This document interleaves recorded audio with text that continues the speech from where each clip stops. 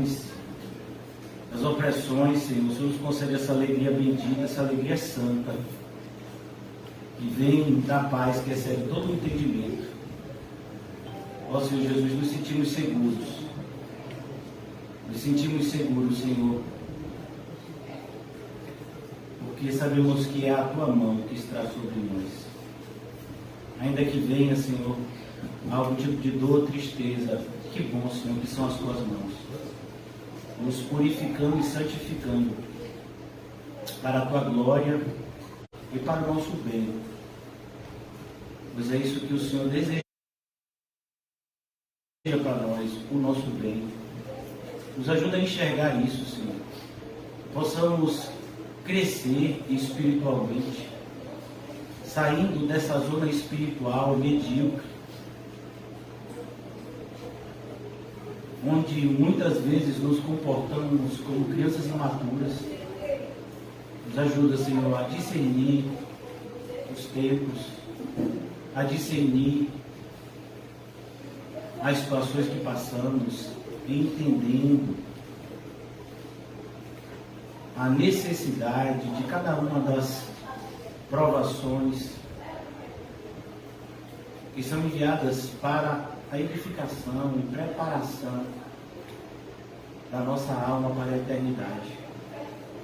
Ó Senhor, que possamos, como disse um cristão do passado, que possamos desmamar do mundo, Senhor, cada vez mais, buscando as coisas que são do alto, uma vez que já ressuscitamos com Cristo, pela graça maravilhosa que nos alcançou no Evangelho bendito do nosso Salvador. Oramos assim em nome de Jesus. Amém e graças a Deus. Amém? Amém. Tá. Amém. Glória a Deus. Vamos abrir Lucas capítulo 5. Se Deus permitir, nós vamos concluir na noite de hoje o que a gente iniciou ontem. O que eu queria hoje conversar com os irmãos é o coração do Evangelho que tem sido perdido nos nossos dias. Eu gostaria de convidar vocês a abrir comigo, antes mesmo de nos direcionar ao texto de hoje, vamos abrir Mateus capítulo 1. Importante que eu e você venhamos a ter isso de maneira muito firme e cada vez mais evidente nas nossas vidas, que esteja sempre marcado em nós qual é de fato a missão de Jesus, qual foi de fato a missão de Jesus aqui na terra, porque nós vivemos num evangelho onde parece que a salvação é a cereja do bolo. Quantas vezes eu creio que você já ouviu, eu particularmente, que já tenho 11 anos de caminhada evangélica, quantas vezes eu já ouvia: Jesus cura, salva e liberta. Sabe, é como que se a salvação fosse só uma dentre as muitas coisas que Jesus vai fazer por nós, porque o propósito do Senhor Jesus é nos dar uma vida maravilhosa aqui na terra, é nos fazer triunfar diante dos ímpios e nos colocar em lugares socialmente elevados e nos dar, como muitos dizem, as coisas boas deste mundo para aproveitar. Não é esse o propósito do Senhor Jesus. Se esse fosse o propósito, então por que Deus, quando encarnou em forma de homem, escolheu um carpinteiro como seu pai? Por que não um homem rico de posses? Por que a sua mãe foi uma simples dona de casa? Por que ele mesmo viveu uma vida tão humilde? E nós, muitas vezes, caímos na tentação de nos enganar por conta dos nossos desejos. Nós queremos coisas carnalmente boas. Nós não gostamos de sofrer para a glória de Deus. Isso é algo que vem, que vai sendo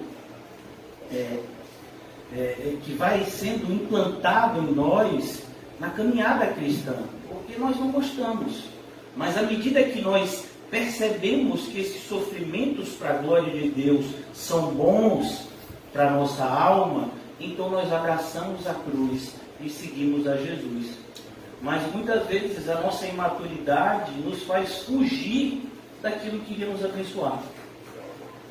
Então, olha que coisa interessante. Aqui no capítulo 1, nós vamos ver o anúncio do nascimento de Jesus.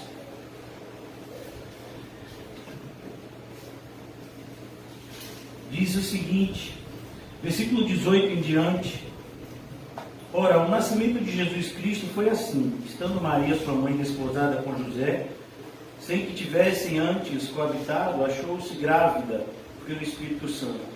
Mas José, seu esposo, sendo justo, não querendo inflamar, resolveu deixá-la secretamente. Enquanto ponderava estas coisas, eis que lhe apareceu em sonho um anjo do Senhor, dizendo: José, filho de Davi, não temas receber Maria, tua mulher, porque o que nela foi gerado é do Espírito Santo. Ela dará luz a um filho e lhe porás o nome de Jesus. Preste bastante atenção. Versículo 21. Ela dará a luz a um filho e lhe porás o nome de Jesus, porque ele salvará o seu povo dos pecados deles. Percebeu? Aqui nós não vemos nenhum tipo de anúncio em relação a um Cristo milagreiro, mas vemos um Cristo redentor. E a palavra redenção, ela é bastante significativa do ponto de vista bíblico, porque significa pagar a dívida de alguém que não tem condição de fazer isso. Essa é a figura do redentor. Se você for ver no Antigo Testamento, você vai ver que o redentor normalmente é aquele parente de posses que vai e paga a dívida daquele parente que estava sendo escravizado porque não tinha condição de pagar uma dívida, estava vivendo uma vida de escravo. Então o parente vai lá e redime e paga a dívida. Por isso que essa linguagem é repetida tantas vezes no Novo Testamento, como em Colossenses, o escrito de dívida que era contra nós estávamos devendo a quem? Nós estamos devendo ao diabo? Não, nós não devemos nada ao diabo. Nós devemos a Deus. É Deus que é o Criador e é a Ele que devemos. Deus nos deu a vida, Ele nos deu o ar, e um dia vamos ter que prestar conta não somente da vida, do ar, bem como de tantas outras coisas que Ele nos deu durante toda a nossa vida terrena. Nós vamos ser questionados. E aí, o que vocês fizeram com o que eu te dei? Por isso que um cristão do passado, Jim Elliot, antes de ser martirizado pelo Evangelho, ele deixou uma frase onde ele dizia: muitas vezes nós temos que dar até o que não temos, para ganhar o que não podemos perder. Uma pessoa que entendeu. O que ele está falando que ele tem que dar o que não tem? A vida dele. Ele sabia, a vida que eu vivo, ela não é minha. Ela é daquele que me criou. Mas eu tenho a possibilidade de entregá-la, de viver para a glória dele. É aí que a gente precisa ter sempre essa doutrina em mente, que nos mantém no caminho estreito. Deus é soberano, amém, e o homem é responsável. E essas verdades estão sempre juntas. Muitas vezes queremos colocar a culpa em Deus. Ah não, isso está acontecendo comigo porque Deus quis. E você não tem nenhuma responsabilidade? Você não fez nada de mal para estar colhendo agora o mal? Porque a Bíblia diz que aquilo que plantamos é o que colhemos. Então é importante que eu e você venhamos a trabalhar esses princípios elementares da fé cristã, porque, entenda uma coisa, nós temos dentro de nós um grande inimigo, que é o nosso próprio coração. Ele vai tentar nos enganar. Em muitos momentos, ele vai trabalhar em conjunto com o próprio diabo, para nos tirar do centro da vontade de Deus e nos afastar do caminho apertado que leva à salvação. Por isso aqui, no capítulo 5 do Evangelho de Lucas, essa história ela é narrada nos 3 evangelhos sinóticos. Os evangelhos sinóticos, vocês sabem quais são, né? Eu vou desligar um pouco aqui. Porque já está um pouquinho frio, né? O irmão Adams aqui já está quase que indo para o Polo Norte. Então, aqui nós vamos ver em Mateus 9, em Marcos 2, nós estamos vendo os evangelistas Mateus e Marcos descreverem o mesmo fato que Lucas está descrevendo aqui. E agora Lucas, que ele é o mais detalhista dos 3 nesse aspecto, ele diz, no versículo que paramos ontem, versículo 20, vendo-lhes a fé, Jesus disse ao paralítico, a história vocês já sabem, um grupo de homens estava levando até Jesus um amigo deles, um paralítico. Só que eles se depararam com uma dificuldade. Onde Jesus estava pregando, havia uma grande multidão e eles não tinham como chegar até Jesus. Jesus estava dentro de uma casa. E então eles subiram no eirado, já expliquei, o eirado é o que a gente conheceria hoje vulgarmente como laje. Diferente de hoje, que é feito de concreto, naquela época era feito de barro, né, areia batida e palha. Então eles escavaram, eles desceram o paralítico na frente de Jesus. E então Jesus, agora que nós estamos aqui, vendo-lhes a fé. Jesus viu a fé não só do paralítico, ele viu a fé do grupo inteiro. Perceba como é importante nós entendermos que a caminhada cristã não é uma caminhada que fazemos sozinhos. Nós estamos guerreando uma batalha onde existem 2 exércitos. Existe um grande exército, que é o exército do mundo, que guerreia, liderado por Satanás. E existe um grupo menor, porém vencedor, que são aqueles que fazem parte do exército de Cristo. Eu espero que sejamos nós nessa noite, bem como em toda a nossa vida. Por isso que muitas vezes vamos ver essa analogia do cristão como um soldado, da vida cristã como uma grande batalha. E aqui não é diferente. Esses homens estavam lutando, eles estavam lutando juntos. A dor do amigo deles era a dor deles. Que coisa bonita. Aquele homem estava paralítico, mas a paralisia daquele homem não era só dele. Os amigos sofriam a mesma dor também. Será que a gente já chegou nesse nível de amizade, de olhar para os nossos irmãos e sentir a dor deles? Isso é tão bonito e necessário, se de fato somos cristãos. Vendo-lhes a fé, Jesus disse ao paralítico, homem, estão perdoados os teus pecados. E aqui, irmãos, ontem eu falei a respeito de alguns aspectos, como por exemplo, o tríplice milagre. Jesus aqui, ele mostra 3 aspectos do poder divino que há nele. Jesus é aquele que perdoa pecados, Jesus é aquele que sabe os pensamentos e Jesus é aquele que tem o poder, inclusive, para curar do ponto de vista físico. Mas é importante que o que Jesus está fazendo aqui, no primeiro momento, é reorganizando a maneira como nós olhamos o mundo. Então, quando esses homens, eles trazem eles trazem o paralítico para Jesus, eles creem que o grande problema dele era a paralisia.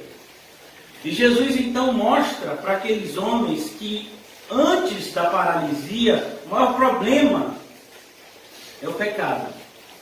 Isso vale para todas as áreas, independente da área que você esteja sofrendo. Algumas pessoas estão sofrendo por problema no casamento, outras pessoas estão sofrendo por problema com pais, com filhos, outras pessoas estão sofrendo por problemas financeiros, outras pessoas estão sofrendo por enfermidades. Então, nós chegamos a Jesus com os nossos sofrimentos. Isso por si só não é algo errado.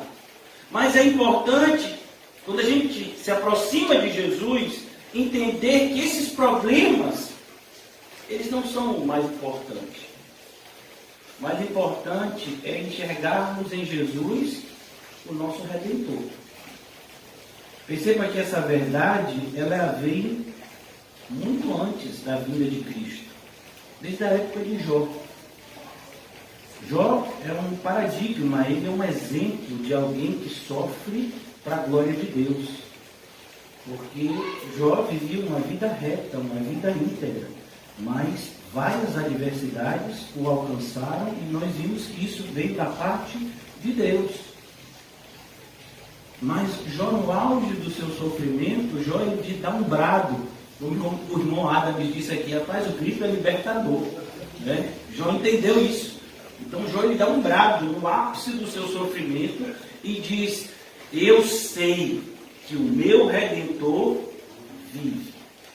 Olhe o que Jó estava falando. Milhares de anos antes de Davi nascer, milhares de anos antes de Jesus nascer, Jó já esperava aquele que viria para perdoar pecados. No livro de Hebreus, na carta aos Hebreus, como conhecemos no Novo Testamento, mostra lá que todos os sacrifícios de animais do Antigo Testamento, eles apenas apontavam para o verdadeiro sacrifício, que é o sacrifício do Cordeiro de Deus que tira o pecado do mundo, Cristo Jesus. O sangue de animais nunca pôde perdoar pecados. Somente o sangue de Deus pode perdoar pecados. É o que nos mostra o autor da carta aos Hebreus. E aqui nós vamos ver isso. Jesus olha e diz, estão perdoados os teus pecados. É por isso, irmãos, que eu tenho que dizer a vocês que normalmente nós nos descuidamos em relação às prioridades da nossa vida. Na nossa vida é importante organizarmos a nossa vida de maneira que a nossa vida espiritual venha antes da nossa vida física.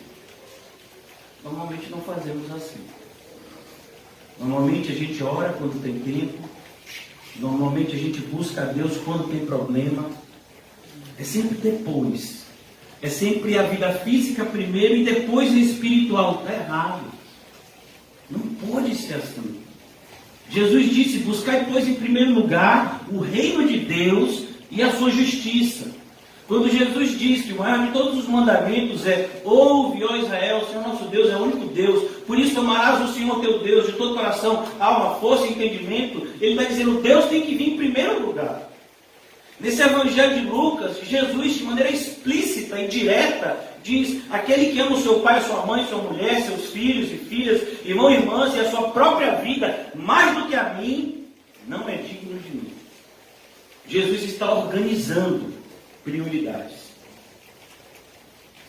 É importante que a gente se alimente bem, mas é mais importante que a nossa alma esteja alimentada, porque nem só de pão vive o homem, mas o homem viverá de toda palavra que procede da boca de Deus.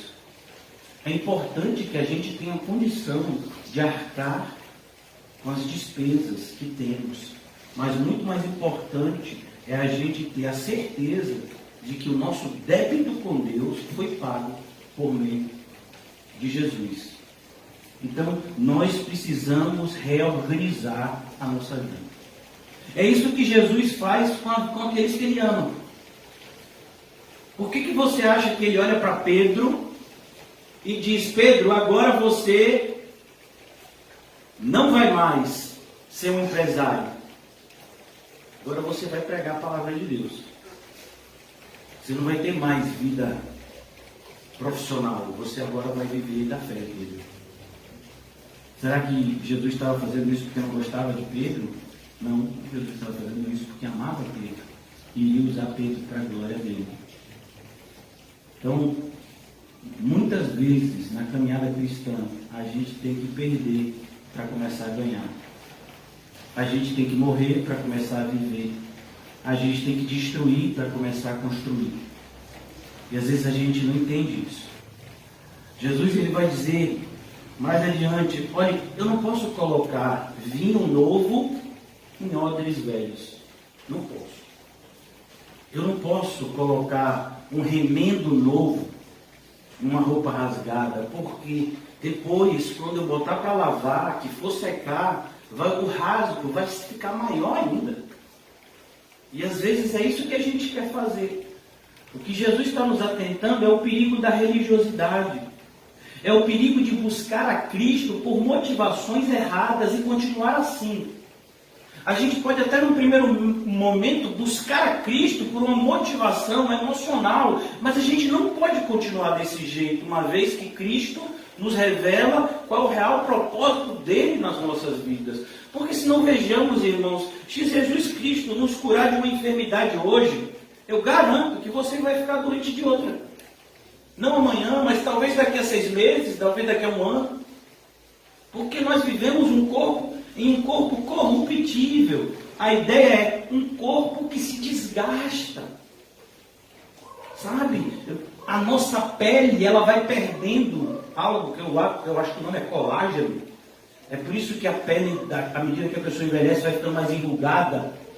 Os nossos olhos vão perdendo a capacidade de enxergar. Hoje a gente tem os óculos, né, que corrigem isso. Mas ainda assim existem enfermidades visuais que a pessoa perde a visão gradativamente. Nós temos problemas ósseos, problemas mentais, tantas coisas que vão ocorrendo à medida que nós envelhecemos. Por quê? Porque nós não fomos feitos, nem a terra que vivemos foi feita para durar para sempre. A própria terra que a gente vê, os montes, os mares, eles têm tempo. Quando Jesus vier, como o irmão José tem pregado às terças-feiras, ele vai fazer nova todas as coisas. Não vão ser mais como nós conhecemos. E é preciso que a gente, cada vez, trabalhe mais isso. É algo que é difícil. E por isso nós vamos ter que, como um atleta, treinar diariamente a nossa mente, o nosso coração. Foi isso que o apóstolo Paulo quis dizer quando escreveu aos Romanos: não vos conformeis a este século, mas transformai-vos pela renovação do vosso entendimento.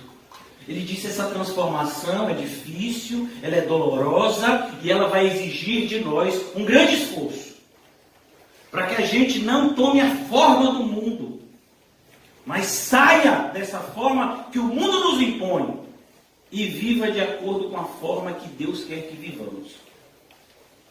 Dói, mas é para o nosso bem.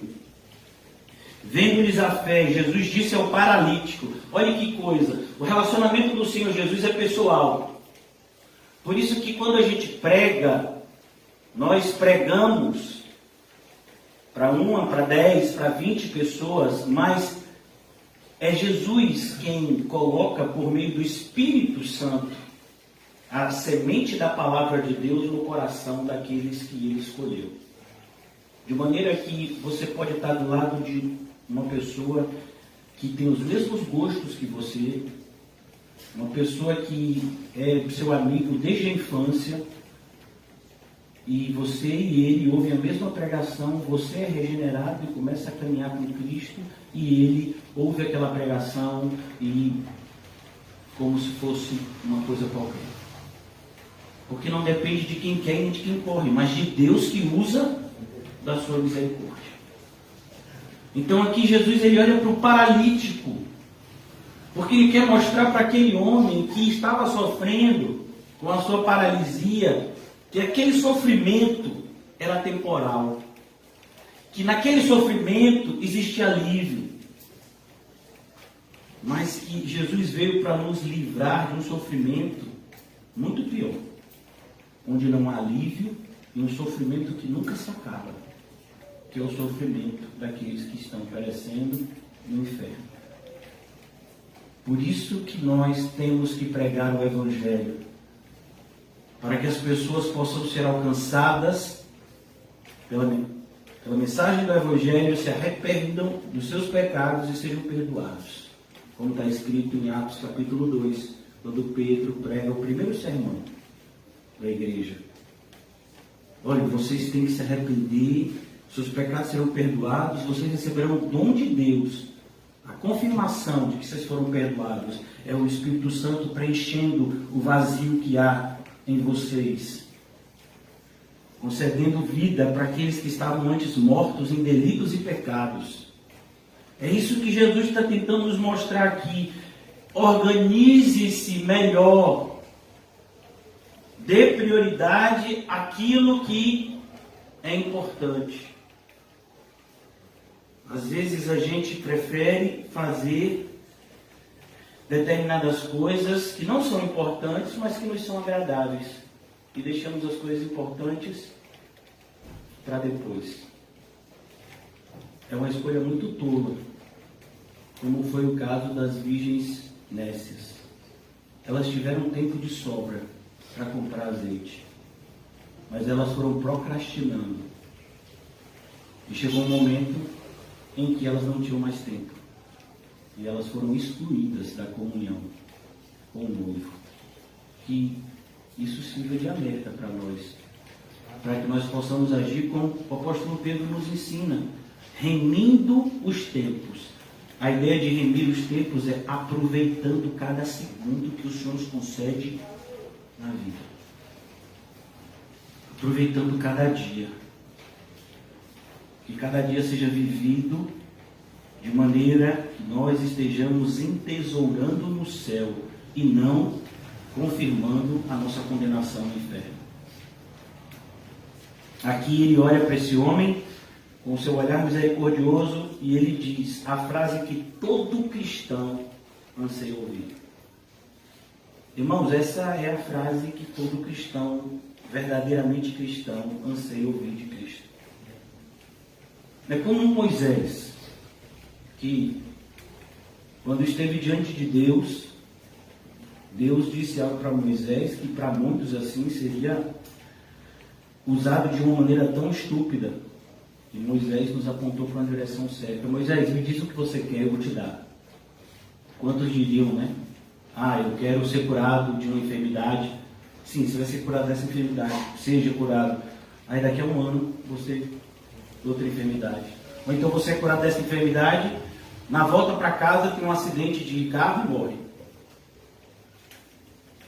Quantas vezes a gente tem assistido essas coisas no noticiário? Então a gente tem que entender, irmãos, aqui o nosso tempo é muito limitado. Devemos viver aqui nesse mundo, irmãos, nos preparando para o porvir. Então é isso que Jesus mostra, perdoados estão os teus pecados. E eu quero mostrar para você como essa frase, ela deve ser vista para nós, vista por nós, de uma maneira muito diferente do que nós olhamos para essa frase como se fosse uma frase qualquer. De fato, ter os pecados perdoados é muito legal. Não é muito legal. Tem que ser o motivo da sua vida. Quando você ouvir isso, isso tem que mudar a sua existência. Isso tem que trazer para você toda a motivação que você precisa para deixar para trás as coisas que passaram e buscar uma nova vida de santidade na companhia do Senhor. Olha que coisa interessante. Abram comigo no capítulo 4 de Romanos. O apóstolo Paulo está mostrando para os cristãos, tanto judeus quanto não judeus, como é importante a obra de salvação na vida dos verdadeiramente cristãos. Versículo 4 do capítulo 4 de Romanos. Ora, ao que trabalha, o salário não é considerado como favor, e sim como dívida. Está certo ou errado? Então o irmão Calmon trabalhou o mês todo. Que dia o salário cai, meu irmão? O de Paulinho? Senhor. Que dia, Paulinho? 5 dias úteis. Ai, 5, 6. Não, o meu só dia 9, eu acho que É mesmo, Paulinho? 5 dias. É mesmo, varão. Mas também a quantidade é boa, né? Mas é legal também 5 dias úteis, né, irmão? Quando que dia é? Olha aí, você levou para frente, viu? Então você vê, quem trabalha, ele não agradece ao seu empregador pelo salário. Né? Você pode até agradecer pelo tratamento, ter uma relação amistosa, porque a Bíblia diz que nós devemos ter uma relação de amizade com as pessoas que nos relacionamos no trabalho. Né? Mas você trabalhou e houve um contrato. olha, eu vou trabalhar de tal e tal hora e você vai me pagar X valor, tal data. Há um contrato de emprego. De maneira que aquele que paga, ele está cumprindo a sua parte no contrato. Assim como aquele que trabalhou, cumpriu a sua parte no contrato. Então é isso que ele está mostrando para a gente. Então, você não trabalhou para receber a salvação. Porque você não teria condição de fazer isso. Ainda que você tivesse 1 milhão de anos para viver de maneira santa, se você conseguisse viver 1 milhão de anos como santo, não pagava o pecado que você cometeu. Um só, não pagava. Então ele diz, olha, o que trabalha, o salário não é considerado como favor, e sim como dívida. Todos somos devedores. Paulo já havia dito no capítulo anterior, dessa mesma carta aos Romanos, todos pecaram e destituídos estão da glória de Deus. Desde aquele que tem a maior aparência de santidade, os santos canonizados pela Igreja Católica, os Budas, né? Os religiosos das religiões hinduístas e tantos outros religiosos que estão ao redor do mundo, pessoas do espiritismo, aqui mesmo na Bahia, a gente tem um dos espíritas mais famosos do mundo da atualidade, que é o Divaldo Franco. Então essas pessoas muitas vezes, rapaz, eu cheguei perto dele, assim, ele é uma pessoa assim, diferente. Diferente como? Tinha 3 olhos, 4 bocas, como era diferente? Que é pecador. Todos são pecadores. Mas, versículo 5, mas ao que não trabalha, porém crê naquele que justifica o ímpio. Ó, ele justifica? Não, ele faz isso não. Ele justifica o santo. É mesmo, irmão? Você acredita mesmo que Deus te perdoou porque você é santo? Ou você é santo porque Ele te santificou? Ele te perdoou antes. Ele fez todas as coisas, inclusive a força para você perseverar ao fim, até o fim, foi Ele que te deu. Então ele diz aqui, porém aquele que justifica o ímpio, a sua fé lhe é atribuída como justiça. É assim que um crente chega no céu. E aí, você vai entrar aqui no céu? Vou. Mas você fez o que para merecer entrar aqui no céu? Nada. E você vai entrar aqui? Eu vou, porque aquele que está ali, ó, ele está olhando para mim, o Senhor Jesus. Ele me convidou. Aqui meu convite. Você lembra que o peregrino tinha um convite na mão? Era a justificação. Ele foi justificado. Então é assim que nós iniciamos a nossa caminhada. Mais adiante, Paulo vai organizar essa linha e ele diz, aos que de antemão conheceu, a estes predestinou, para serem feitos à imagem do seu Filho, de tal forma que sejamos irmãos de Cristo e Ele seja o primogênito entre nós. E aí Paulo então faz aquela corrente inquebrável do Evangelho, aos que predestinou, a este chamou, os que chamou, justificou, e aos que justificou, glorificou. O elo dessa corrente jamais se quebrará. Versículo de número 5. E é assim, olha que coisa, e é assim, isso é uma afirmação. E é assim também que Davi declara, imagine, Davi veio cerca de 1000 anos antes de Jesus. Davi declara ser bem-aventurado o homem a que Deus atribui justiça, independentemente das obras. Bem-aventurados, está onde, irmãos? Salmo 32. É um dos 2 salmos onde Davi fala do seu pecado e do perdão que ele recebeu do Senhor. Bem-aventurados aqueles cujas iniquidades são perdoadas e cujos pecados são cobertos. A ideia de cobertos pelo quê? Pelo sangue. Bem-aventurado o homem a quem o Senhor jamais imputará pecado. É importante que você entenda que é isso que está acontecendo aqui no capítulo 5 de Lucas.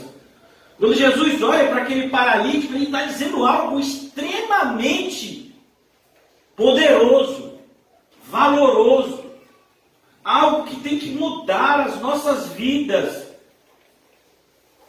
para sempre. Sabe, tem uma história que é contada como verdadeira, e eu creio que é verdadeira, a respeito de um jovem universitário nos Estados Unidos. Ele era tipo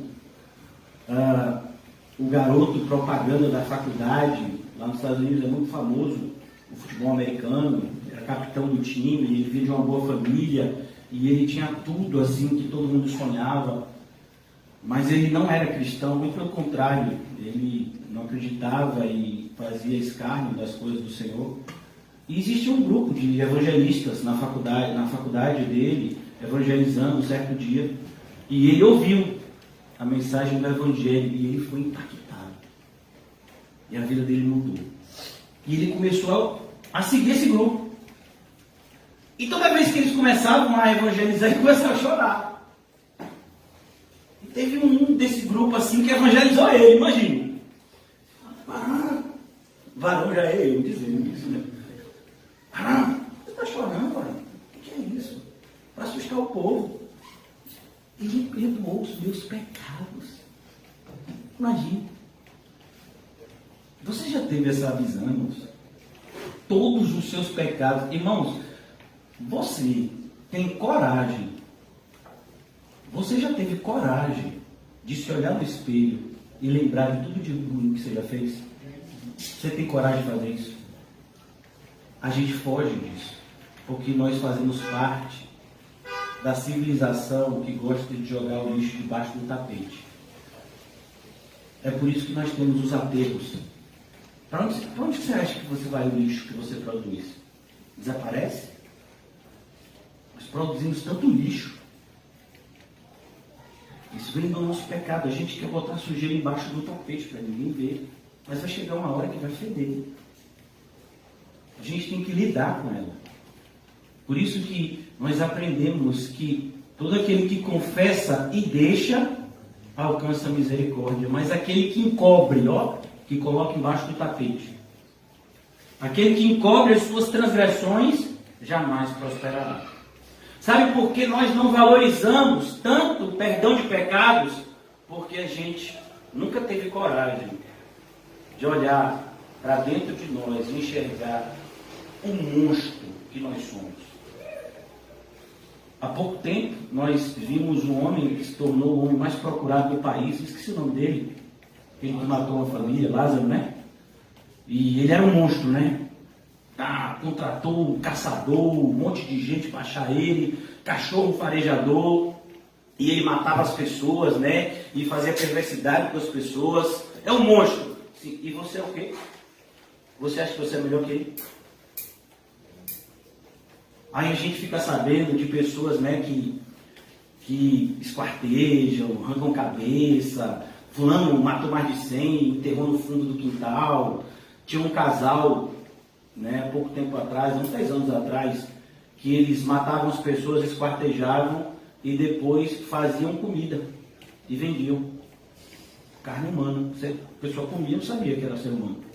Já imaginou isso? O ser humano é capaz de fazer isso.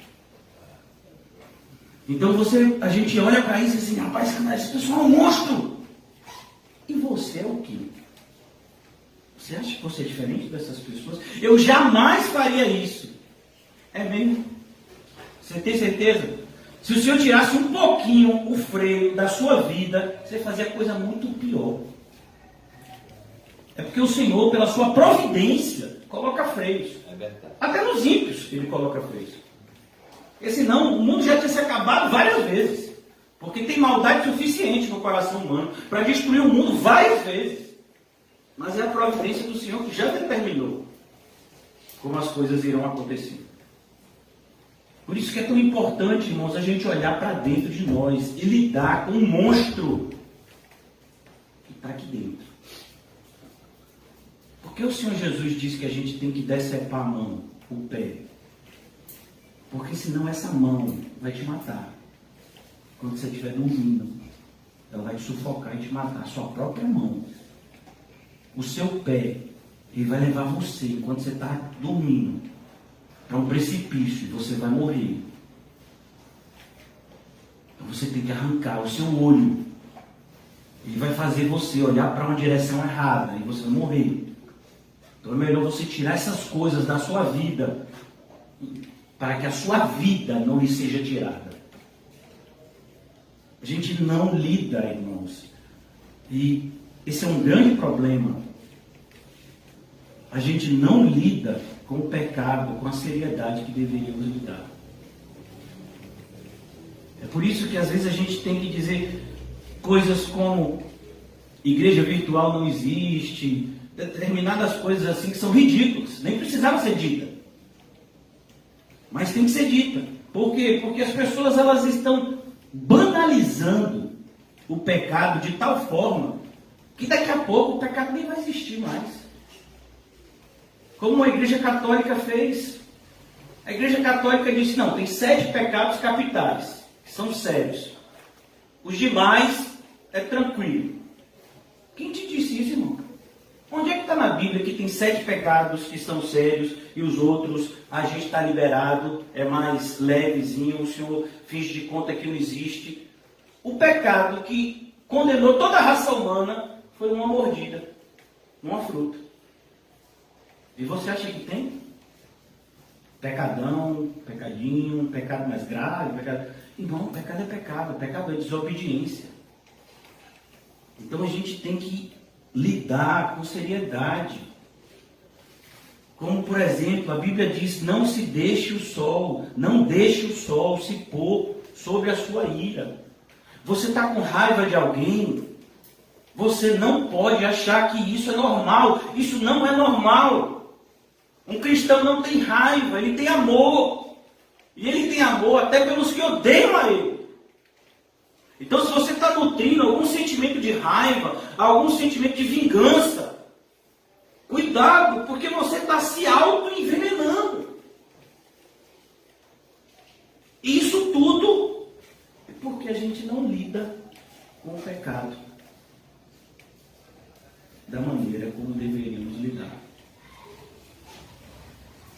Parafraseando, vamos dar um exemplo da atitude insana do atual presidente da República. Hoje nós temos mais de 500 mil brasileiros que morreram da Covid. Já está beirando os 600 mil, não é isso? Né? 560 mil brasileiros que morreram. Logo no começo, ele estava andando de jet ski no lago em Brasília, brincando, e disse, isso é só uma gripezinha. O pessoal está fazendo estardalhaço por causa de uma gripezinha. Uma gripezinha matou 560 mil pessoas. E ainda está matando. Essa gripezinha eu quase morri. Aqui a gente tem o pai do irmão José, que quase também ficou na UTI alguns dias. É uma gripezinha. Então, para a gente ver, é assim que as pessoas lidam com o pecado. Não, o pecado é um probleminha. E aí Deus vai lá em direito. É como se fosse assim, sabe? Coisa pequena que está meio tortinho assim. Aí Deus, aqui endireita a minha vida, Deus. E aí Deus endireita, pronto, acabou.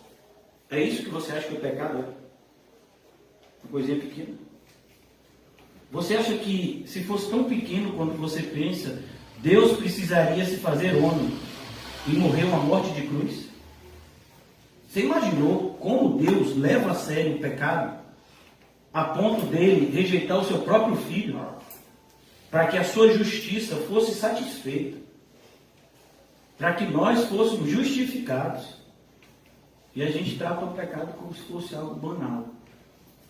É por isso que tantas pessoas saem da nossa congregação, porque a gente bate forte na doutrina do pecado, a gente não aceita.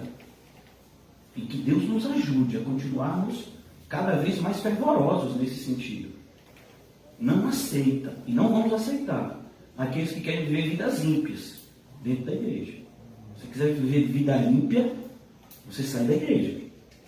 Mas dentro da igreja, nós devemos ser santos que se santificam cada vez mais. Então aqui, esse homem está começando a ser ensinado. Perceba que todos os milagres do Senhor Jesus, eles têm um pano de fundo pedagógico. Eles querem nos ensinar algo. Então ele diz aqui, versículo 20: Homem, estão perdoados os teus pecados. E como sempre, irmãos, vão aparecer aqueles que estão lá somente para atrapalhar. Jesus fala dessas pessoas, elas não entram e não querem deixar entrar aqueles que querem entrar. São os religiosos que estão dentro da igreja. Quantas pessoas já disseram para você sair da congregação que você está? Pessoas que às vezes até estão lá. Rapaz, pastor, né? Vai ficar ouvindo esse negócio? Não é assim desse jeito não. Sim, meu filho, se você acha que é diferente, por que você continua congregando aqui? Tem pessoas que dizem que não concordam com o que a gente prega e continuam congregando. Qual o demônio que está lhe segurando? Porque se você está dizendo que está tudo errado, por que continua aqui? Vá para um lugar então que você concorde. Vá para um lugar que diz lá que pecado não é pecado, que você não precisa ser santo, que você pode roubar, mentir, fazer isso e aquilo, e ainda assim, né? Entendendo. Mas essas pessoas sempre estarão, porque o joio e o trigo, eles crescem juntos, irmão. Quando Jesus fala que isso fala do mundo, isso inclui a igreja, porque a igreja está no mundo. O mundo é que não pode estar dentro da igreja. Versículo 21. E os escribas e fariseus arrazoavam dizendo: quem é este que diz blasfêmias? Quem pode perdoar pecados senão Deus? Sabe que isso é verdade? Eles estão falando uma grande verdade. Agora Deus estava ali na frente deles e eles não estavam vendo. Você sabia que esse foi um dos principais motivos do rompimento dos reformadores em relação à Igreja Católica? Porque até hoje o catecismo católico diz que o Papa tem poder para perdoar pecados. Você sabia disso? Eles acreditam nisso? Que o Papa tem a chave de Pedro que abre a porta do céu? Você não sabia disso não? Porque o católico acredita assim. O Papa tem poder para perdoar pecados.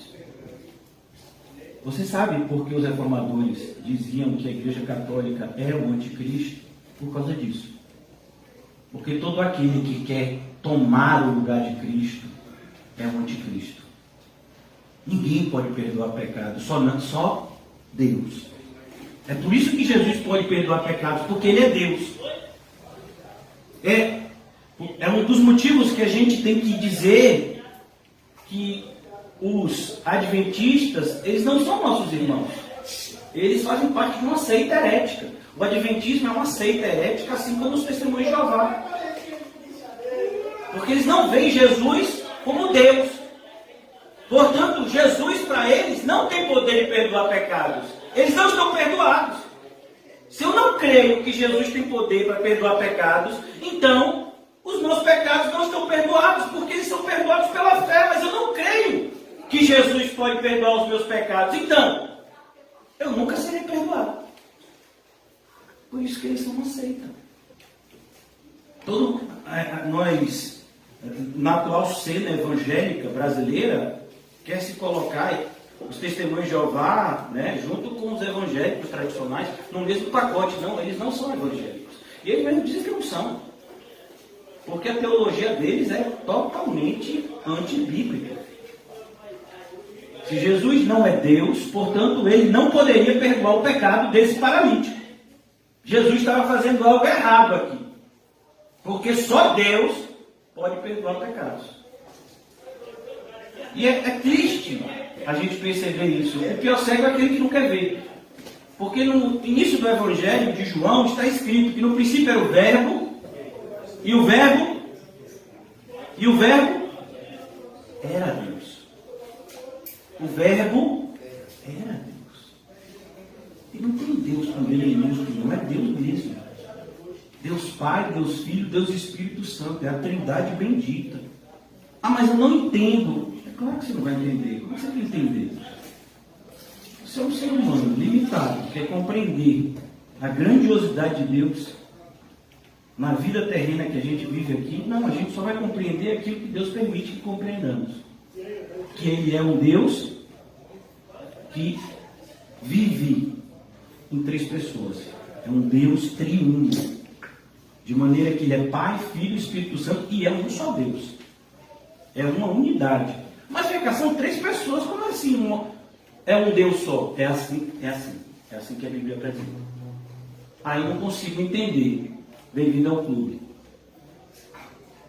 Acredite, pela fé. Então aqui, esses homens, eles agora estão arrazoando, eles estão dizendo na sua própria mente.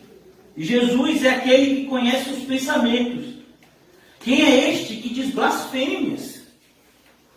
Quem pode perdoar pecados senão Deus? Por isso que é tão perigoso, irmãos, quando a gente começa a olhar para as pessoas e a tentar julgar o arrependimento delas. Não, irmãos, a gente deve discernir as ações. Então, se eu vejo um irmão que está roubando, eu vou dizer para ele que isso é errado. Se eu vejo um irmão que está adulterando, que está mentindo, eu vou dizer para ele que está errado. Mas se uma pessoa chega para mim e diz, eu estou arrependido, me ajude. Ah, não, seu arrependimento é falso. Pô, como eu posso dizer isso? Eu não estou dentro da pessoa.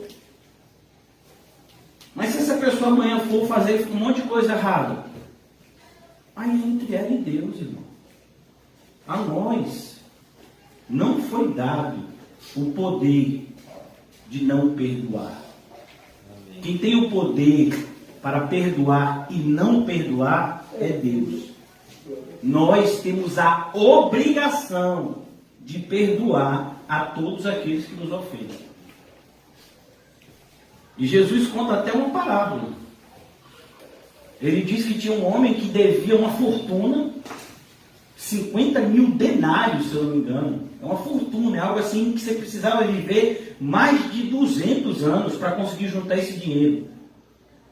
E ele disse que esse homem devia isso ao rei, ele não tinha como pagar, ele ia ser preso, sua família ia ser presa, ele não teria como pagar, mas ele pede misericórdia ao rei, e o rei misericórdia diz, tá bom, eu perdoo sua dívida. Mas esse homem tinha outro que devia para ele apenas, eu acho que 50 denários. 100 denários, né? Então algo assim que você trabalhava 3 meses e conseguia pagar. É uma diferença assim astronômica entre um valor e outro. Mas ele olha para aquele que devia 100 denários e diz, cadê meu dinheiro? Ele tinha acabado de sair da presença do rei. Cadê meu dinheiro? Ah, não tem não? Ah, então manda prender. Quando os outros viram o que aconteceu, foram falar com o rei. Sabe aquele que você perdoou aquela fortuna? Ele mandou prender um que devia a ele somente 3 meses de trabalho. O rei ficou indignado e mandou chamar, vem cá, mas eu te perdoei. Um valor imensamente maior e você não pôde fazer o mesmo para essa outra pessoa. Então tá bom, ele vai ser solto e você vai ser preso no lugar dele. Jesus está ensinando a obrigação de perdoar. Perdoar não é uma opção. Não perdoar, irmãos, é pecado. Olha o que a gente está falando aqui da doutrina do pecado. Por que você não perdoa? Porque você não tem amor. Quem ama, perdoa. Perdoar não significa que a gente consente com o erro, de forma alguma. Muito pelo contrário. Poderão 2 andarem juntos se não estiverem de acordo? Perdoar significa que a ofensa que a pessoa me fez, é como se eu riscasse. Então, você me deve 10, você não está me devendo mais nada. Mas isso não significa que eu vou, junto com você, roubar. Não, eu não vou fazer isso. Mas o que você me roubou, eu te perdoo. Então é isso que a gente tem que fazer. Perdoar. Amém. Então aqui Jesus está mostrando para a gente. Quem pode perdoar pecados senão Deus? Só Deus pode perdoar pecados. Agora eu e você temos que perdoar todo mundo que nos ofende. Todas as pessoas que ofendem a mim e a você, precisamos perdoar. Não podemos dormir tendo a nossa consciência tendo o nosso coração sujo, é perigoso, porque a gente pode acordar de manhã com o nosso coração tão sujo que a gente está cego de ódio, querendo matar. Quantas pessoas eram pessoas assim tão tranquilas e se tornaram assassinos assim assustadores? Eu não sei se você sabe, um dos maiores assassinos da história, que foi Adolf Hitler, deu a ordem para matar milhões na Segunda Guerra Mundial. Ele gostava de pintar. Ele era um homem baixinho, tinha uma aparência assim, super tranquila, mas se tornou um monstro. Então a gente tem que tomar cuidado, porque isso pode acontecer com a gente, se a gente não lidar seriamente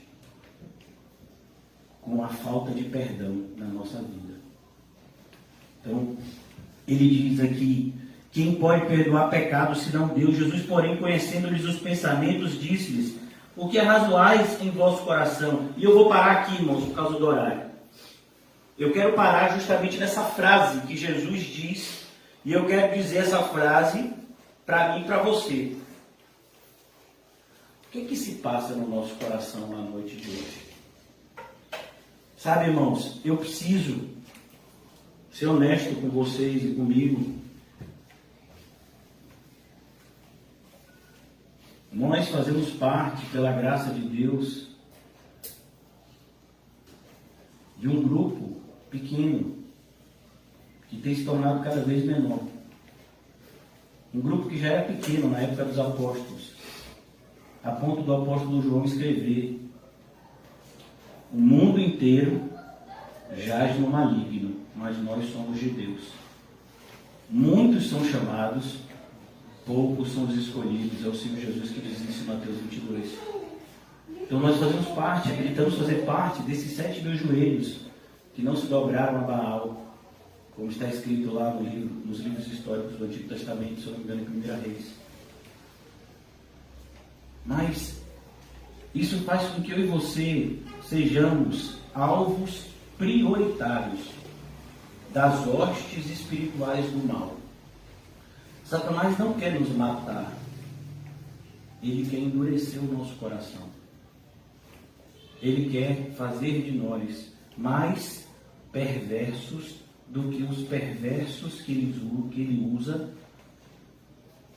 para nos ferir.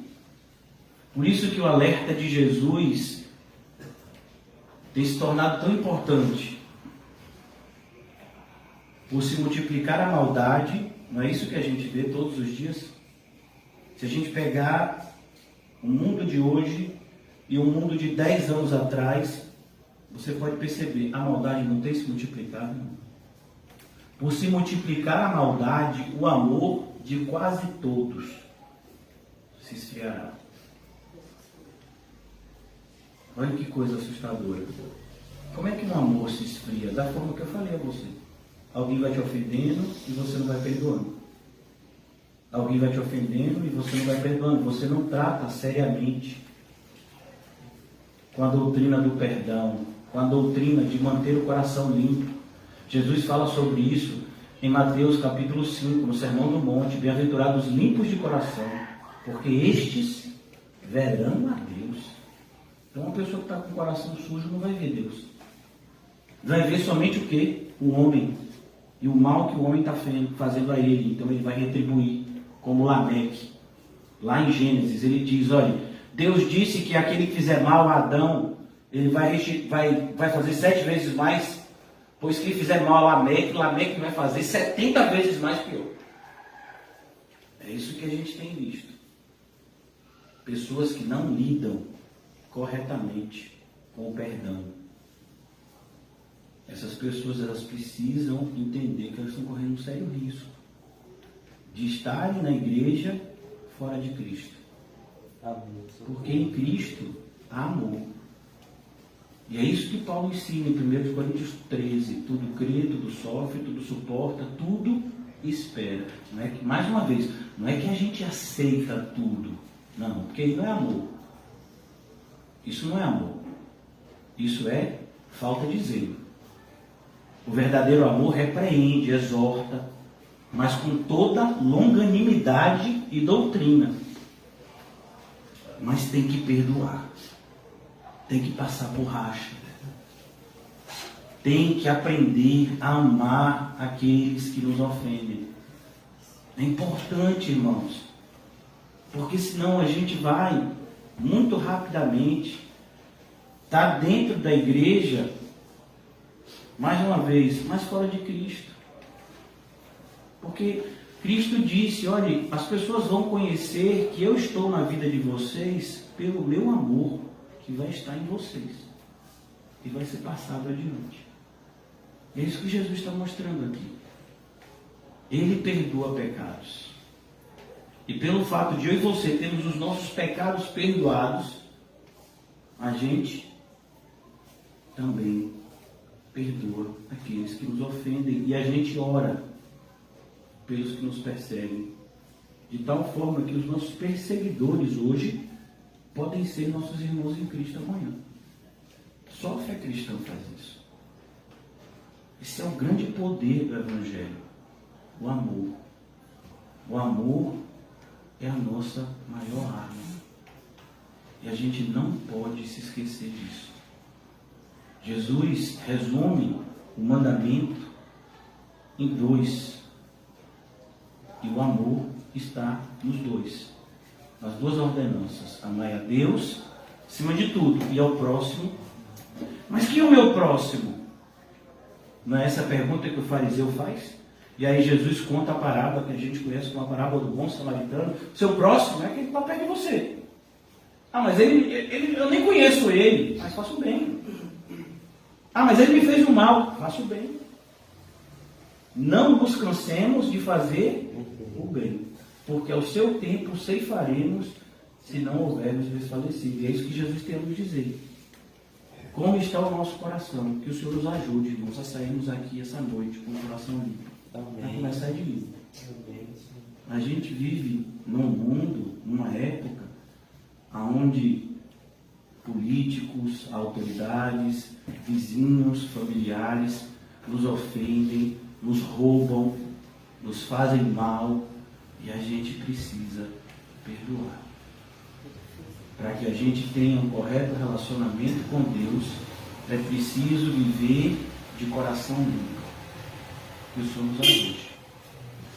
Ó Senhor, nos ajuda nessa noite. Oramos como o apóstolo Pedro, quando ouviu essa doutrina pela primeira vez.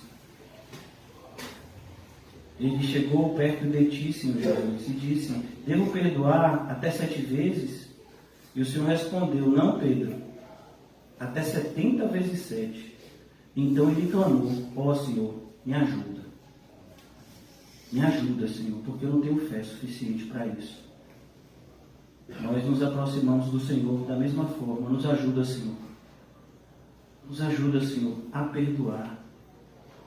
Ó Deus, talvez haja nos nossos corações raízes, não uma raiz, mas raízes de amargura, que não lidamos corretamente com elas no devido tempo, e elas cresceram a tal ponto de nos fazer cegar, e muitas vezes temos vivido de maneira rancorosa, sem nem perceber isso. Ó Senhor Jesus, nos ajuda. Ajuda, Senhor, a extirpar, a tirar, a podar, a cortar, a lançar fora, Senhor, tudo que impede o nosso correto relacionamento contigo. Ajuda-nos a viver com o coração limpo, Senhor. E só o Senhor pode nos conceder poder para termos o coração limpo. Que seja assim nessa noite, Senhor. Nós que cremos que fomos perdoados, que sejamos também perdoadores. Nós que fomos alcançados com a misericórdia, sejamos também misericordiosos. Nós que fomos alcançados pelo Teu amor, que possamos passar adiante esse amor. Ajuda-nos, Senhor Jesus, a evidenciarmos esse aspecto tão preponderante do Teu caráter, santo e santificador. Em nome de Jesus, amém e graças a Deus. Amém, irmãos? Todos com o coração limpo? Amém. Saúdem-se mutuamente e diga: viva com o coração limpo. Ele foi limpo, não deixe